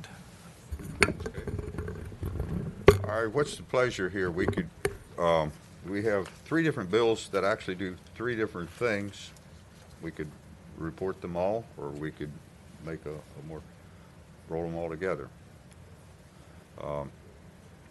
You want yours to stand alone? We can recommend reporting it, however you want to do it. I think mine's a good bill and it's simple. Okay. It's nice and clean and simple. The key point is that yours is it gives the priority for the magistrate to Right, for right. the alternative. And I think you can add budget language if you want the state to redo the contract and add additional Well, dollars. we can. Well, I'm partial to my bill too, so I want a Oh, bill you too. said, Yeah. I like your bill too. I like your bill too. Okay. Whatever you think. The committee have any thoughts on that? I have a or- question, Mr. Chair. Just for purposes of economy, is it possible to make the 3 patrons chief co-patrons and try to work something to a conclusion so that we're not battling out 3 different policy positions? I think I'm fine with anything you want to do. I think we could do that, and if we could just Fine. conceptually, there's not any disagreement in any of the 3 bills. No, It's just each different provisions. bill just has a slightly Provisions, additional so, provision. So if all right, do you want to make that as a motion that we roll? them I all would like to together? make that motion. I heard the Finance Committee Chair say we had 78 bills, so I want to get down to like 75. Okay. All right. Thank you, Mr. Chair. Okay. Is there a second to that? Second. Okay. All right. Any further discussion? Okay, hearing none, all those in favor of that motion signify by saying aye. Aye. So in concept, are we giving it to Connor and saying you come up with a way to put all these together? Connor and Mike, right. Is that what we're doing? And with there's the- no- Motion there- 1.5 here, Right. Connor. There's no conflict in any of the 3 bills, they just have different provisions. Right, so we're expecting that one bill will have all of the provisions of all 3. Yeah. Yep. Okay, and whatever vehicle you choose is fine with me, whether it's Senator Hanger's or mine. So that's the, so you need to have a vehicle here. Uh-huh. Depends who wants to go to the House. I would suggest rolling into the low number then. And the lowest, that's been our practice. Okay, we can do that for you. You Oh, can I'm go not, that. oh, okay, all right. All right. Well, you're going to accompany me to the House. All right. Maybe not. Which Senator Stanley did on one of my bills a few All right, years ago. Okay. All right. All those in favor then of recommending reporting this as a substitute bill, which embraces all 3 of those bills as the patron's chief, signify by saying aye. Aye. Any opposed? All right. That's what we'll do. Oh, okay, so All right, I'm thank you. happy to work with you if you want to contact me. Thank you, Mr. Okay. Chairman and members. Senator Lucas. That didn't take long. So is Connor the person I need to speak to fix this? Yes. Well, you got a bill that needs fixing? I hope not. I hope it's good. But anyway, Mr. Chairman, members of the committee, as you all know, this is the bill that I'm asking that we codify a secretary-level fully funded staff office in Virginia state government to coordinate existing public-private supports and services, identify additional and fulfill gaps in disability services. A secretary-level office would make the residents of Virginia who are people with disabilities, caregivers, and professionals a place to ensure inclusion, equity, and access in Virginia. A secretary-level position would be able to advise the governor and executive branch on areas where improvements are needed prior to events. Ideally, this secretariat office would have experts for all ages and all types of disabilities. And I should have led by saying that there's nothing in Virginia code that states that the secretariat must have an agency under it. And as a matter of fact, there's information from DLS to back that up under subsection 2.2-200, which gives the general description of what secretariats are supposed to do. Many listed functions do not have to do with managing agencies. This secretariat would coordinate the services between these various other groups that are now kind of just disjointed. You want me to continue? No, go right ahead. Say again? No, go ahead. Oh, okay. Okay. The office would allow the secretariat to be valued like other constituent groups and provide coordinations, resources, and accountability for compliance with state and federal laws applicable to Virginia. And the reason why we're asking for this support is because every bill, policy, and action taken by Virginia state workers, i.e. politicians, executive branch, employees, has the potential to affect a person with a disability. Yet we do not have an office that speaks for and assists all persons with one or more disabilities, or that speaks for people who do not receive public benefits. All policies, procedures, decisions from Virginia public servants affect persons with disabilities, and they need qualified services. People with disabilities need equity within the service supports in the Commonwealth and need equity within service supports at state agencies. Many persons with disabilities are in underserved and unserved, low socioeconomic areas and disproportionately affected. Equity and inclusion and understandably will not occur without leadership from the top. Equity should include all persons with disabilities actively working in the executive branch. Without access, there is no inclusion. And of course, as I go on, I repeat myself several times, but that's pretty much the essence of what the bill does. But I just want to make sure that you understand that there's nothing that says that any of the existing agencies have to be come under the umbrella of this secretary. This secretary would work kind of to coordinate all these services for people with disabilities. Mr. Chair. Senator McClellan? We actually had this position. It wasn't in the code, but Governor Kane did have this position, and it was cabinet level in his administration. But due to, the recession and new governors coming in, that office wasn't carried forward. And I do think the disability community has been long trying to get it back, because it did provide the coordinating services that Senator Lucas talked about that they haven't seen since. So this is a good bill. Thank you. Senator Lucas, for me personally, I'm supportive of what you're trying to accomplish, but not supportive of adding another official secretary in the cabinet. I'm more inclined to want to put another $100 million into services for the constituents in that area, if we could get away with that. Hope we can, Madam Chair. But in other words, I don't, that's just where I'm at. Just adding another secretariat, I don't think will, as Senator McClellan was suggesting, maybe there's some way that the administration could do it, but I think it's something we need to talk about. The new secretary seems interested in focusing on areas, and I personally, and the others may disagree with me on that, but I'm just not ready to put another secretary position in place. You think putting $100 million would be more cost effective?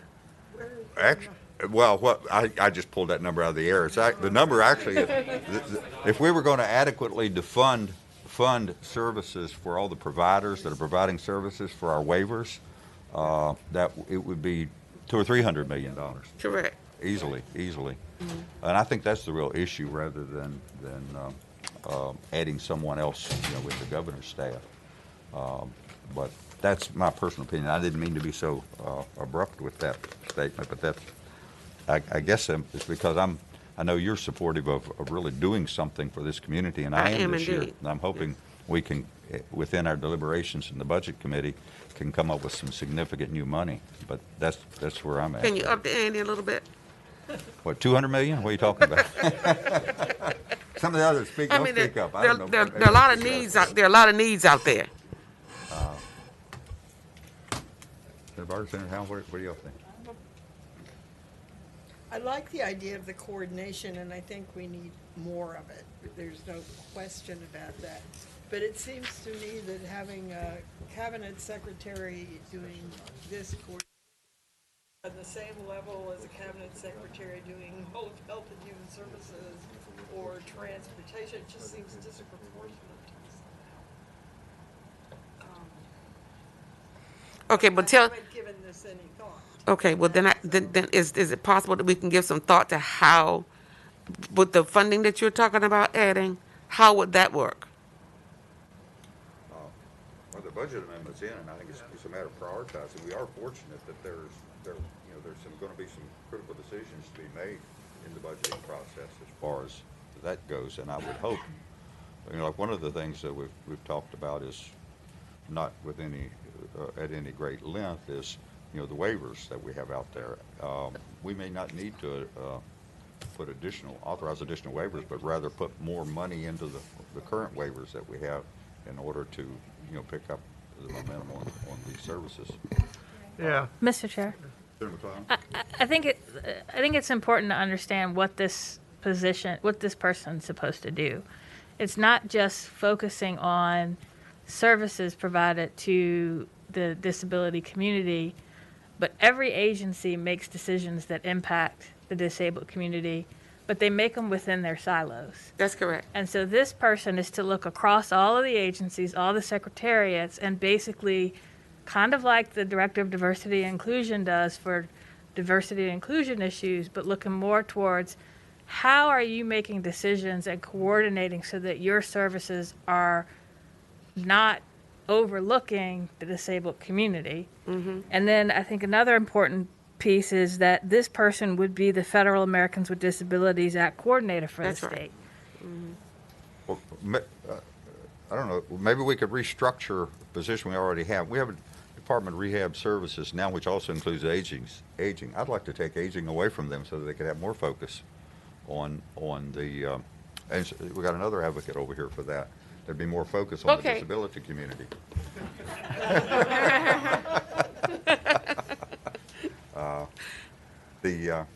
What are your thoughts? I was thinking maybe carry the bill over and actually figure Over out what where? to do. Over. And how long? For the year, but do something to basically affect what you're trying to accomplish. I don't know how we do that, but short of creating a new cabinet level secretary, I would think.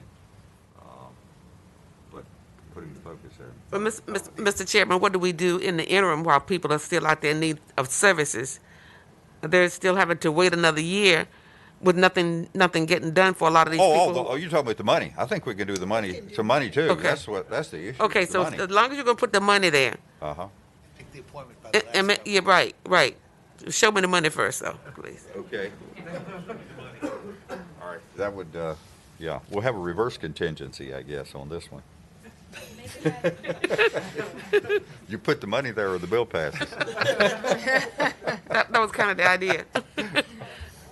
Mr. Chair? Senator Barker. And I think that we are in the process of being able to make sure that there are substantial amounts of money that are added to the budget compared to the previous biennial budget.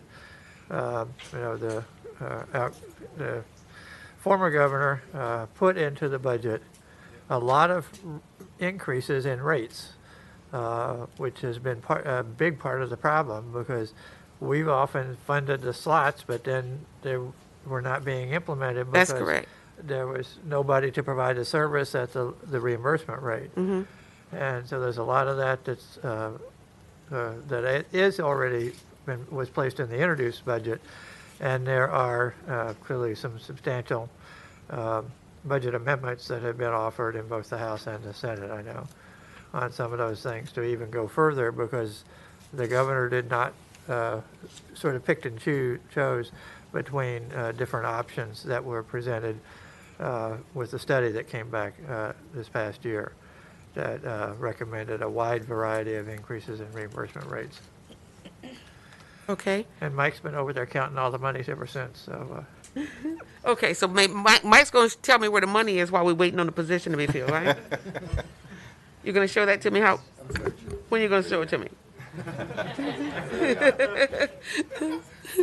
I think you've got friends here at the table, and we'll give you the credit for pressuring us to do it if we can come to a consensus on that. You know, I don't sleep much, so I'll come back and pressure some more. Well, okay. You operate at a higher level than I do, so I want to make you happy. Thank you, Mr. Chairman. Thank you, members of the committee. Yeah. Senator Lucas, are you okay with that essentially? I know that you wanted to create the position, but if we can get the money there, it'd be good. Right. That's why I was going to walk away because you've already come You've already said you could give me the money, so that's really what I came for. Before he changes his mind. So. Yes. All right, we're going to work on that. Thank with you. Good faith. Is Thank there you a very motion much. that the bill be carried over and we work in the budget to, So moved. okay. Okay, I'll be watching closely. Properly Thank you. supported. All those in favor signify by saying aye. Aye. Any opposed? Thanks, Senator Lucas. Mr. Chair, I'm thinking back to those alternative custody bills, and I'm wondering if they shouldn't be rolled into your number. And you can be the one that takes these bills over to the House. And you might be I don't want to put Senator Favola at any disadvantage. Right. But I'm wondering if you might have more knowledge about it and might also draw more favor in the House. Well, if you're looking politically now, Yes. well, we'll work it together. Okay. However, you have that we'll have that conversation then, I guess. Yeah, But- Connor, So which to go, which way? have the Yeah, conversation. Why don't I I'll make talk that to Mark. motion, Mr. Chairman? Well- I made the motion about economy and Senator efficiency, Favola's maybe. not here. I and I know. don't like to do it without. Yeah. but I was Right, thinking about and it. we can deal with it in the full committee after I've talked to Because her. in all honesty, the bill I was carrying, it was referred from they made the same amendments in the Health Committee there. They referred it to appropriations, to strip the amendments out of it. They did, okay. Yes. Okay, Uh, okay. And All right, I I'll- understand where you're coming from. I'll talk to Senator Favola, and then we can formally act on it in front of the full committee, I suppose, if we need to. Okay. Senator Mason? I think, is Ms. Berger here? Or maybe you've taken care of that. They had a concern. Did you address that with an amendment? Well, I hope so, yes, sir. Okay, okay. So, Mr. Chairman, members of the committee, I caused this problem a couple years ago because we were working on Family First, and in order to get Family First, which is proactive, preventative money, we had to comply with some federal guidelines, and one of them is, boy, we've heard this before, background checks. So we set it up in order to get 4E money, right? So in this case, the reason I'm here is there's a concern that this could impact 4E money. Senator Ruff's bill you see is rolled into mine. His absolutely would have. We couldn't have done that.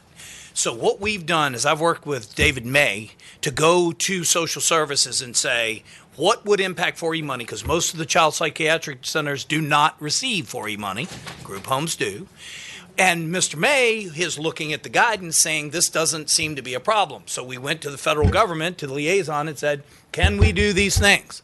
And, well, getting guidance from them is like eating a soup sandwich. We couldn't figure out what they decided to tell us. So we did the same thing you've seen us do in childcare. You've got to have the fingerprint side of the background check in. But the treatment facilities have asked us, just tell us if we can even have these people work. Can we employ them? Can we onboard them? Can we do anything? Because that seemed to be up in the air. So what we've tried to do is spell out, you've got to have the fingerprint, the criminal background check side. We know we're constantly waiting on the CPS side. And then you see it says the person does not work in the children's residential facility or any other location where the children placed in the facility are present. So if you have a campus and there are children there, but you've got an administrative office in Innsbruck or pick an office park around here somewhere, you could go to that office park and onboard and work with the company as long as you are not at any time at a facility that has children present. And then we even put another kill switch in there, number 3, on line 68 and 69. Such employment, as long as such employment is permitted under the federal code section, and regulations promulgated there too. So, because that's what the federal liaison said. Right now, it seems like you could hire them, but we could change it on the go forward.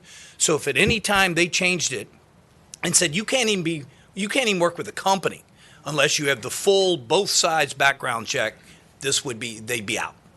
But this gives guidance to the facilities that are just dying to get employees and get people and now they're having to wait 4 to 6 weeks. It's like the child care bill we worked through. That is with supervision. That's a whole different animal. This, to make darn sure we do not put 4E funding in jeopardy, is the way we tried to do it, Mr. Chair. Anybody from the administration here, Department of Social Services, to speak to this? Okay, well I thought you must have ironed it out because I thought they would have been here. They were concerned about the ability to track, and we just said that spelling it out will make the treatment centers have to do it in this manner. So it won't be tracking to it. Okay. All right. Anyone here in the audience that has a discomfort with this? What's the pleasure of the committee? Move the report. Is there a second? Second. Motion properly supported to recommend reporting Senate Bill 577. All those in favor signify by saying aye. Aye. Any opposed? Okay. Thank you, Mr. Chairman. We appreciate y'all's help. Okay. All right, let's see what we have left here. I have one for Senator. You've got a bill. Senator McCollum's got a bill. I'm doing one for Richard Stewart. What's that? I'm doing SB 356 for Richard. Okay. He asked me to. Our Senator Vogel is going to handle Senator Stewart's bill. Mr. President, Okay. to echo the comments of my colleague at my right, this is a perennial Senator Stewart bill. Okay. And I offered to do it for him today in his absence. It's Senate Bill 356, and it allocates CSA funding for public school day programs. This is not something that is new to this subcommittee. It deals with transferring special ed programs to public school special ed programs. Those resources, the issue here is that this one applies only to Stafford County. That's pretty much the nuts and bolts of this bill from Senator Stewart. Okay. And it's an issue that this committee is very familiar with, and actually, I think we're moving closer to it. Stafford, Roanoke have both been active in trying to get this, but there's a study ongoing now, so there's, I'm not sure the timing is good. We may need to carry the bill over. Is that, any of the rest of y'all have a thought on that, or? Mr. Chairman, the good news, it has a very minimal physical impact. Come say something Come ahead. genius Come ahead. about this. You're familiar with the study that's ongoing, right? Yes, sir. Julia Hammond on behalf of Stafford County. And, sorry, am I not? Gosh, I've never had a problem with volume. Part of the reason why Senator Stewart and Stafford wanted to bring the bill back is that we felt we could complement the study by being able to serve as the pilot case. All of our data, we've always offered up all of our data. We've been doing this for years. We started with one small classroom. We're up to 3 schools for our public day school. We've offered up anything we can, but now you could actually see, based upon what the study wants to do, directing us as we continue with our already existing public day school. It would just be a way to supplement some of the funds which the county currently comes up with on their own to pay for what is not covered in the per pupil amounts allocated. Mr. Chair, I would say there may be a savings to the CSA program for what it's worth. Yeah, and I think that's in part of what's being studied. Right. As far as that, And we have consistently been able to document the savings, and we've shown them again. We've always turned our numbers over to staff, jailer, pretty much anyone who's studied this over the past 10 years that Stafford's been doing it, while it is more than the per pupil amount, it is always less than what it would cost to send these students elsewhere. Mr. Chair, have the people, who's doing the study, and have they asked for a pilot project? Have they wanted to develop a pilot project as part of the study? What's the status on that right now? Mr. Chairman, Senator Deeds. So the what's multiple agencies involved. DOE takes the lead on it. It's been meeting. I'm on it. They've looked at different pilot projects like Stafford County, other ones as well. I think there's a point that they may recommend different pilot projects, but I don't believe that they're at that point yet. So they're continuing their work. They're meeting during session, which I can no longer attend, but it continues. Okay. Bill, did you have anything to add to that? Mr. Elwood? Thank you, Julie. Just real quick, I'm Bill Elwood, representing Virginia Association of Independent Specialized Education Facilities. We represent the schools that provide this service. I also serve on the work group with Mr. Tweedy. We did hear a presentation from Stafford, and we are scheduled to make final recommendations in November, but we're not at a point yet where we're ready to. Yes. Coming November or last November? No, it's a 2-year study.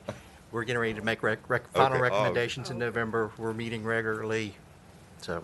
Well, I'd move to carry the bill over. Okay. I had one more person. You good? Okay. All right. There's a motion to carry the bill over.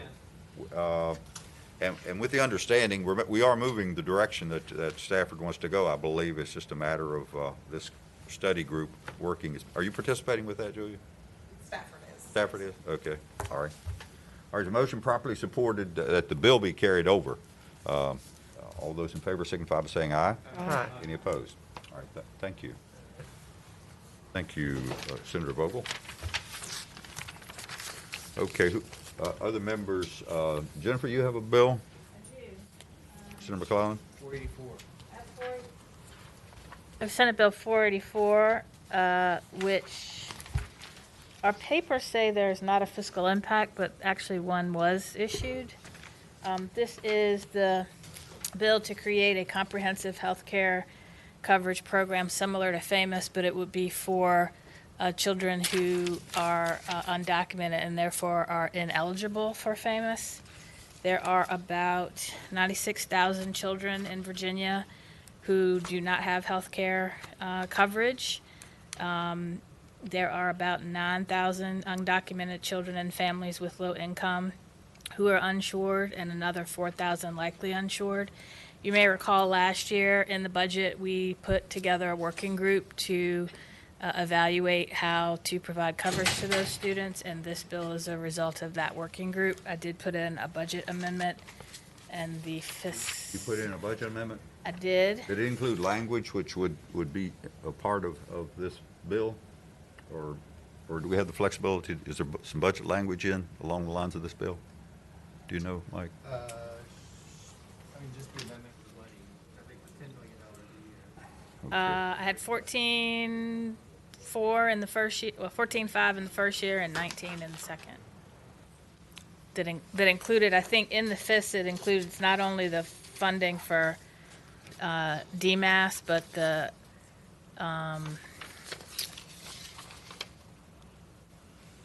OAG thought they might need an additional position to deal with any legal caseload, and so I think the budget amendment that I provided would cover that as well.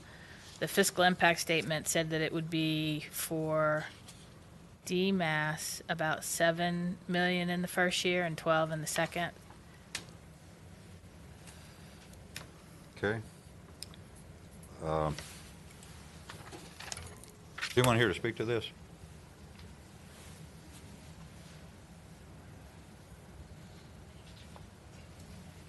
Good afternoon, Mr. Chair, members of the subcommittee. It's Freddie Mejia with the Commonwealth Institute and the Healthcare for All Virginians Coalition.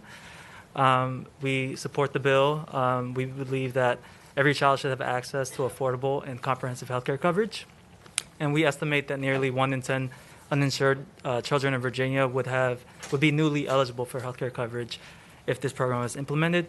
I do just want to point out that the FIS that was released today is $20 million for the biennium. The budget amendment that Senator McClellan put in went a bit higher. That's because DMAS estimated that the health coverage wouldn't start until FY24. So that's the budget amendment is a little bit higher than the FIS that we got today. So just want to point that out and hope you support the bill. Thank you. Briefly. Mr. Chair and members of the subcommittee, my name is Christian Martinez. I'm with CASA. I'm the advocacy specialist. We advocate for 10,000 Latino, working class, and immigrant Virginians. And CASA is in support of SB 484. Children are unable to work and buy a healthcare plan, meaning they rely on their parents to buy it and make sure they can be supported and be able to stay healthy. One of our community members wasn't able to make it to testimony, so I want to speak on her behalf, what she let us know, what she wanted to speak to you all. Hello, my name is Maria. I live in Stafford with my 2 grandchildren and husband. We're all from Honduras. Today I want to ask you to support healthcare access for all. I have diabetes. In the beginning of the pandemic, I had to get surgery for my leg. It was very hard for me to pay the high bills because I don't have insurance and my husband is the only one with a job. If I did not get surgery, I would not be walking today. I cannot afford to buy my medicine for my diabetes. I choose every day to feed my grandchildren over getting my medicine. None of us have health insurance. It will be a big help if the kids could at least get something. Please support healthcare access for me and my little family. So children, regardless of immigration status, need to have access to medical assistance. So I ask you to all pass this bill. Thank you. Thank you. Good evening, Madam Chairman, members of the committee. Sarah Cariano with the Virginia Poverty Law Center, and I just want to lodge my support for this bill and thank you for your consideration. Thank you. Mr. Chair, I have a list of about 60 organizations that are part of a coalition that support this bill, if you'd like to see that list. Okay, thank you. I certainly can understand the need for something of this sort that would make things better in the advocacy groups there. I guess the politics of the moment and the cost would make me wonder whether or not we might be better served by if we had the latitude to put some language in the budget to have this kind of program fleshed out with better cost estimates, rather than the formidable task of getting this across through the House with that price tag. Senator McClellan, would you? If we can get it in the budget, I'll take it in the budget. And Do you think we have the flexibility to put some language in there to address not putting the program in place, but having Preparing it, for, right? yeah, So- I do think we could. I had a question, though. There is no federal money we could leverage for these kids? no, yeah, he can answer that. You Thank you. Yes, I can. Just addressing that question, Mr. Chair. So you can structure the program so that emergency Medicaid, which is available for undocumented immigrants, you could carve out those services. So if children have emergency Medicaid services that need to happen, we could still draw down those federal funds while taking care of the primary care and all the other services at the state level, state funding level. So you could continue to draw down those federal funds, but that is the only mechanism right now that is available for federal funding. Thank you. Are we drawing down those federal funds currently? Currently, yes. The idea is that we could maybe meet some of those needs before they become an emergency. Yeah. So. Yeah, if these children were covered through primary care, hopefully fewer of them would need emergency services, and ultimately we would be saving money. Do you, just a question, do you have to be uninsured to be able to access emergency Medicaid? My understanding is that you do have to be uninsured to access emergency Medicaid. You don't. You Yeah, don't. I'm sorry. Apologies. Yes. So I'll deflect here. Eligible for Medicaid, all but for your immigration status. So individuals who would be on Medicaid, but they don't meet the immigration status rules for Medicaid, will qualify for emergency Medicaid to cover those emergency services, but it is limited to just that. And I did misspeak. There's 10 other states that actually have this program in a planning period, or they have already implemented it, and some states have already done this to carve out those emergency Medicaid services in order to continue to draw down those federal funds. So I apologize for that mistake. All right, is emergency Medicaid available for both Medicaid and the CHIP funds to get you all the way up? So it would just be those, It's just Medicaid. The federal option for it is exclusive to Medicaid. so it'd be the 138% of poverty? Correct. Okay, Well, For children. Children, it goes up to 148. right. All right, then is the consensus we would, is there a motion that we recommend the bill be carried over, but that we put language in the budget to study this so Right. we can consider implementing it? So moved. Is there a Second. Yeah.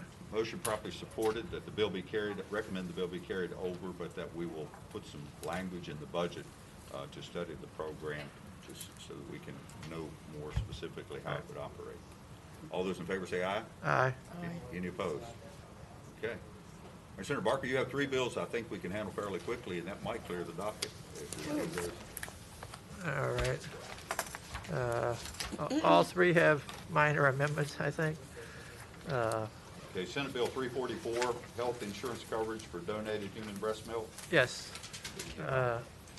That this was an issue that was worked on by the Health Insurance Reform Commission and recommended for adoption here.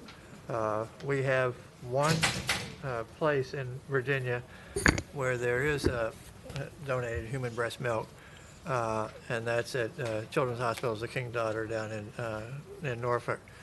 And they've they basically sort of have to work deals now with hospitals and other programs around the state to basically supplement or in some cases totally replace the ability of the mother to be able to provide an adequate supply of breast milk.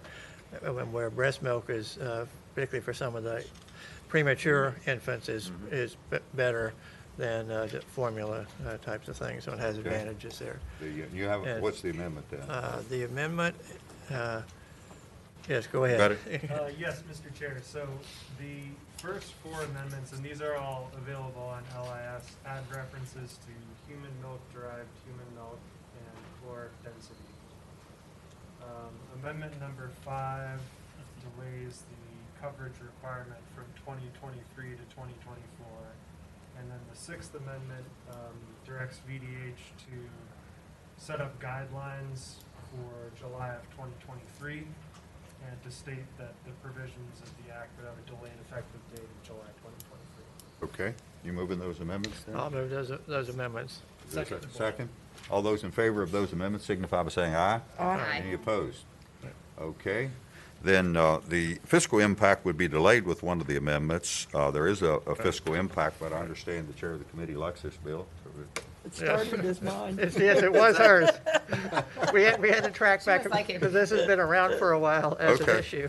And we Okay. found that low and Is there a behold. motion to recommend reporting as amended? So moved. So moved. Motion properly supported to recommend reporting Senate Bill 344 is amended. All those in favor signify by saying aye. Aye. Any opposed? All right, our recommendation on that. Senate Bill 405. 405 is another one that went through the Health Insurance Reform Commission and was recommended for adoption. This deals with prosthetic devices and various components there. And there are some amendments to that as well. Do you have those? This one is already, I think, in place for Medicaid, but not for the mandated benefit, so. Is that correct, Connor? I couldn't hear you. Oh, this one I think is Medicaid already apply. It's part of the Medicaid package, but it's not part of the mandated benefit for other health plans in Virginia. So. Okay. All right. It is? Okay. Okay, yeah. okay, we've got the word on that, okay. All right, what's the amendment then? And the amendment, Mr. Chair, is just to add in the definition of medically necessary prosthetic device, I think. Rather than stating the device as a Medicare code, it would Right. state that medical literature, peer-reviewed medical literature, has determined the device is medically appropriate on the basis of a clinical assessment of the enrollee's rehabilitation potential. Right. Okay.